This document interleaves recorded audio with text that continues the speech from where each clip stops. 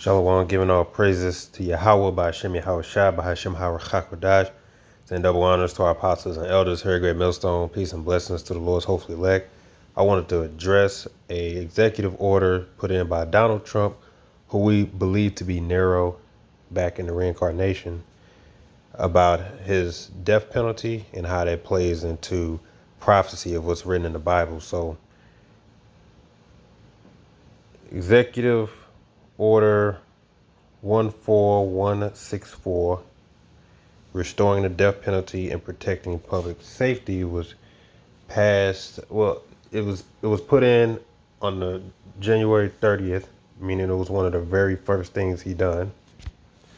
And I looked it up, and it's basically in effect. It's basically live, because sometimes you got to see if it's going to be passed or whatever.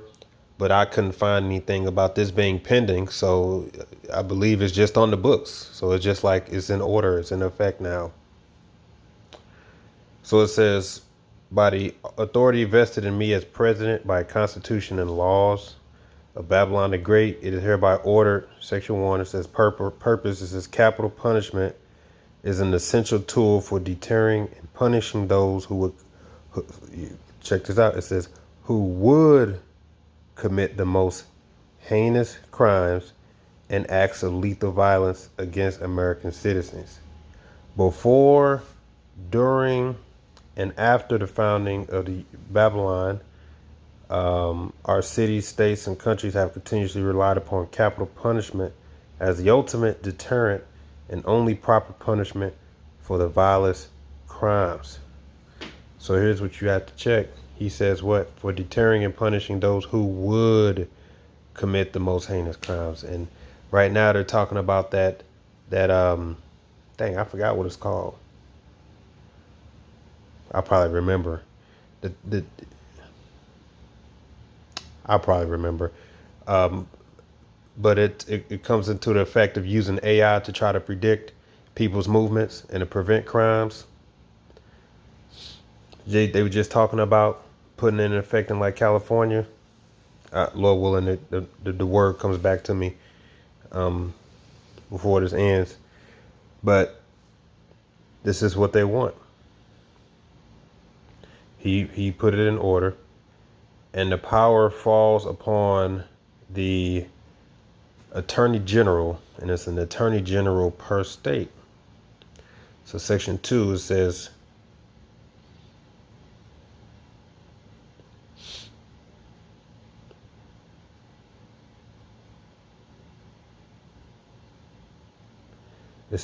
policy. It says, it is the policy of the U.S. Babylon to ensure that the laws that authorize capital punishment are respected and faithfully implemented, and to counteract the politicians and judges who subvert the law by obstructing and preventing execution of capital sentences. And here it is, section 3. It says, the Attorney General shall pursue the death penalty for all crimes of severity demanding its use.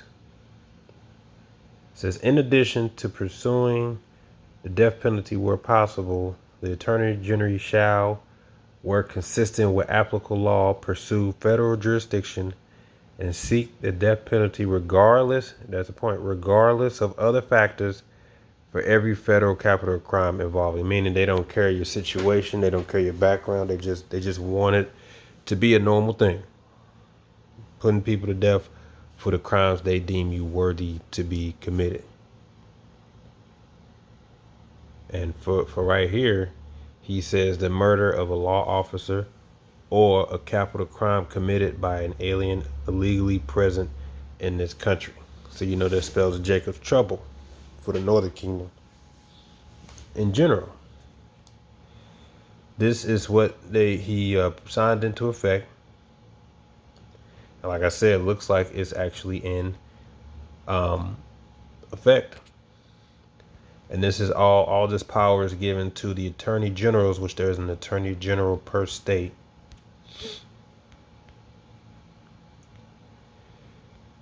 And I'm going to look up them. But, you know, in the Roman Empire, capital punishment was normal.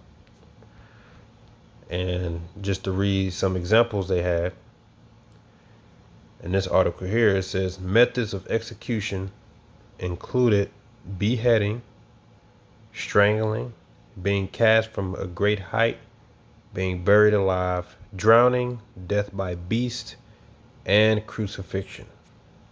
So those were the common methods they used during the Roman Empire to commit death by the death penalty.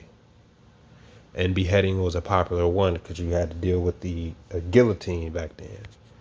And we know that America being the fourth beast revived is simply just the Roman Empire reincarnated.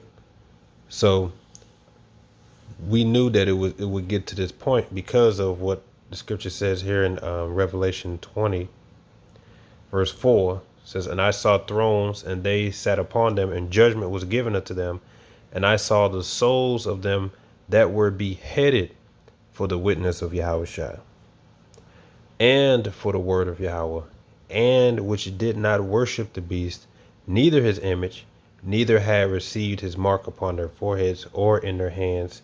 And they lived and reigned with the Lord 1,000 years. So John already saw men getting beheaded or put to death, in most cases actually beheaded, for what? Refusing to take the mark, refusing to bow to the new world order, and for teaching the word, and for teaching Yahushua. And it's not too far-fetched to actually get beheaded for it. The Greek word there is pelakizo, and it says to cut off with an axe, to behead. So you're getting put to death for the truth. You're literally getting beheaded. And that was done in the Roman Empire, so now it's back here today. Whereas the people honestly believe that would never come back because it's just so, how do you say, ancient and, criminal or insane. But as we explained, or as the prophecy explained, it's that old spirit just being brought back, that old Roman Empire spirit. And why is he bringing this back? Because he understands that putting people to death by way of public execution strikes fear into the people. A lot of people actually will be afraid and be more likely to comply if they understand that if they was to get grabbed up, they could die. Not get a court date, not due process, not nothing, but you could die.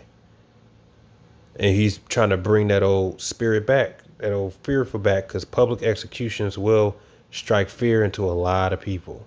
And he understands that. So the first thing he did was to go ahead and put that into effect. He doesn't care about whatever the heck he's talking about. He's trying to put it in effect to get people afraid to lose their life, so that when they roll out that microchip and when they start to come against the believers, that they would strike fear into all the people in the world to bow down and to comply. And we know one of the first things they're also going to throw in there is if you're anti-Semitic. That's the number one thing. And eventually, it's not far-fetched, but more than likely they're just going to get to the point where they'll just call anybody who says that they're an Israelite, you're anti-Semitic. Therefore, you're a terrorist. Therefore, you're on the category to get put to death. That's going to be their way to try to come after the believers. We already know. Scripture says there's no new thing under the sun. What they've always done in the ancient was, if they wanted to deal with the prophets or get them out of their, get them off the street or the highways and byways, they would pass it and put it in writing, right? Because that's their strength. Their strength is deception. And since they're in power, they'll say, well, we'll just put it in writing to get whoever we don't like to speak up against us to be taken out. That's why to be so-called anti-Sem is really to call them out, talking about they got like 10 to 12 pages of how you can be considered anti-Sem, and it's all if you decide to dare speak the truth, say true statements like they own the media, or 9/11, or the world wars were caused by them, or there's a conspiracy, or the international bankers, or the CBC. Even though when you go to research, it's all true, but they just put it in writing to say, if you try to say these things, we can just consider you anti-Sem, which they'll just in turn makes that equal to being a terrorist. And you know, in any soil, being considered a so-called terrorist is like the highest, you could say, slander that you can be named.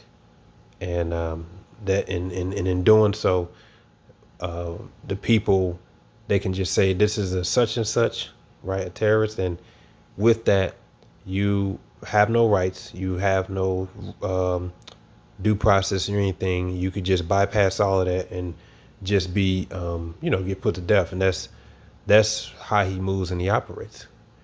So we already know that the time's gonna come and they're gonna set up snares to try to paint the Israelites with a broad brush and say we're a threat, so that they can go ahead and just pass it in the law and say whoever called himself an Israelite is considered to be, this, and they can be liable to be put to death. We already know that. The scripture says there's no newer thing under the sun. And Psalms 94 verse 20 says, shall the throne of iniquity have fellowship with thee, which frameth mischief by a law?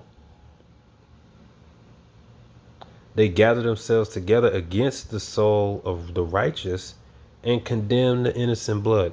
And how do they do that? They frame mischief by law. They put it in writing. They put it in the law. Just like in the Maccabees, he said, well, put it in a decree. Everybody has to be like a heathen. You got to be like us or else. That's what they do. So the death penalty, all these things going to be put in place to come after the believers. Anybody who speaks the truth. Hey, the American people, they're already calling out, but they're already saying that more than likely, the strategy that the so-called not Israelis are going to use is to say anybody who opposes, America jumping into war to attack Iran is anti-Sem, because they did it in the past. Everybody back then who opposed the war, World War II, and said we got no business getting into it, they were considered anti. Why? Because, Amalek wants to own Babylon, and if you speak against them at all, they're gonna label you anti-Sem, and they can't. They don't like it when people call them out. They don't like to be questioned, so they just put it in writing. That's why they'll say, "Oh, if you say anything about this or that and this and that, you're anti-Sem. You can't question our narrative. You just say, you gotta just go what we say." Okay, but you guys do own the media. You can't say that. We don't care if it's true. You just can't say it. We don't want you to say it.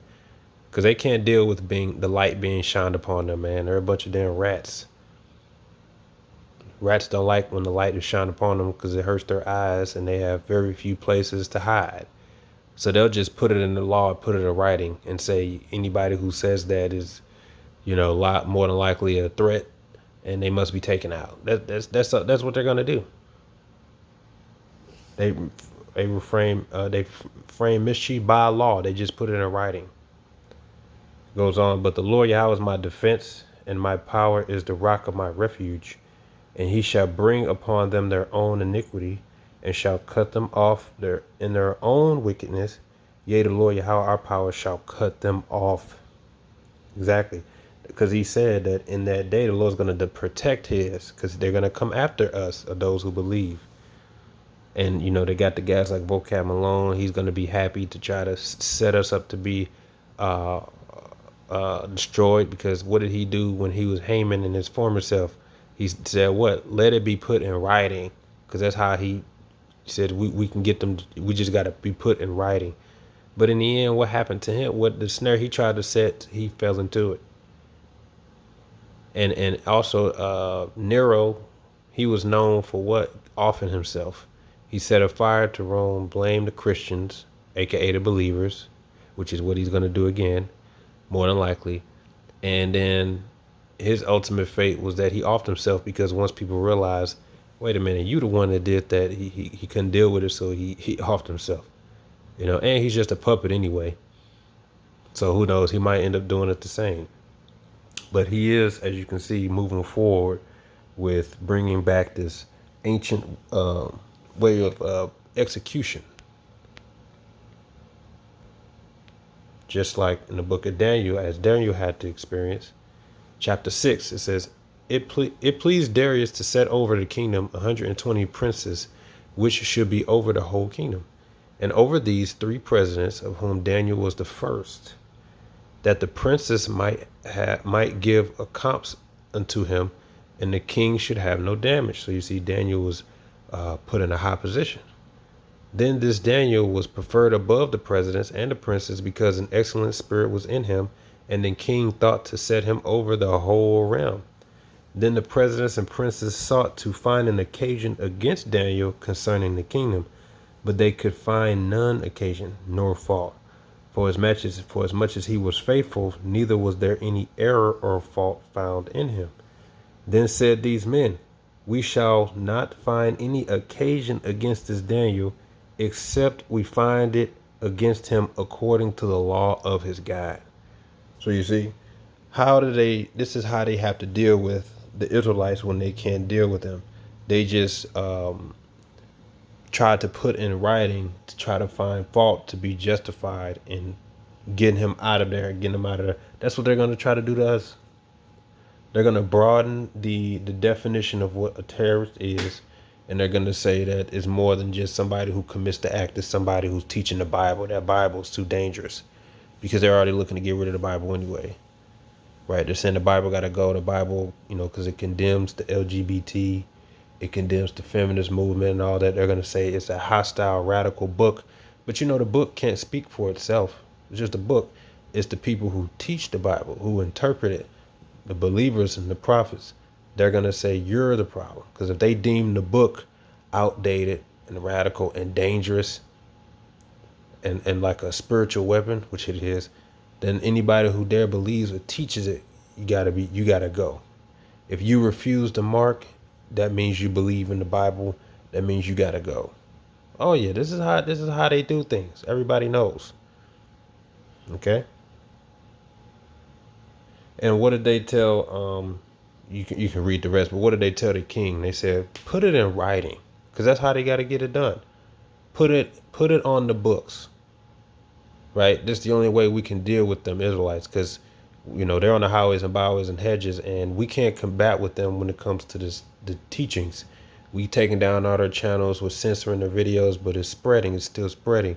So we'll just do what we do best, and we'll just seek to kill them. We'll put it in writing that they're not allowed to teach, they're not allowed to speak against us. They're a threat, they're dangerous, and they even though they're harmless, we'll set up something up so that we can be justified in trying to convince the world that nope, they're dangerous. Put it in writing so then we can get rid of them. That's how the devil operates. That's Haman Malone's job. Vocab Haman Malone. That's his job. That's what he's fighting to do, because he's in the same lot as before, and we're telling him we already know what he's going to do. And the Lord already told us what Esau is going to do. We're calling it out right now. So the message is just for the Israelites to see, like, this is actually in effect. This is real. Okay, I think let me pull up that Attorney General. Oh, Palantir. That's what it was called. Palantir. Let me pull that up. All right. Palantir Technologies. This is what they're trying to get initiated, because they set this up so they need an excuse to use it, so they'll cause a problem so that they can be justified in bringing it to pass. It says the company has 4 main projects: Palantir Gotham, Palantir Foundry, Apollo, AIP. It says Palantir Gotham is a intelligence and defense tool used by militaries to counter terrorism. Right? And that's what this whole thing's about. When you really look into it, it's like if you remember that movie Minority Report, where they're trying to stop a so-called crime before it happens, right? They can, behind a system that they can create control, so they can really just say, if you say something dangerous online that they don't like, when I say dangerous, I mean against the system or against the beast. Like if you call out them Amalekites, they can say our system detects that you are a potential threat to the future, and they could put you to death. And that's just to strike fear into the whole world, so that you will forever bow down to their will and not speak against them. It says the company has been criticized for its role in expanding government surveillance using AI and facial recognition software. Critics state that the company's contracts under the second Trump administration, which enabled the aggregation of sensitive data on Americans across administrative agencies, are particularly problematic because that's what they're trying to do: set up a system to monitor and control and so-called stop threats before it happened. And you know who's going to be the target: the Israelites and the believers. So the law that Trump has in effect, it's already written in the scriptures. John the Revelator actually saw that could actually very well be some of us, because John the Revelator already saw men losing their lives for this truth, and most likely actually beheaded. And those things is a ancient way of killing to strike fear into the people. And he knows that. So just know things are moving. And the Lord said that he is going to protect his elect in that day. But understand that everything is on the line up into your life. So as this devil continues to pass these laws and legislations, just know he's setting everything up to bring back the kill squads, the guillotines, etc. It all ties into prophecy. Shalom.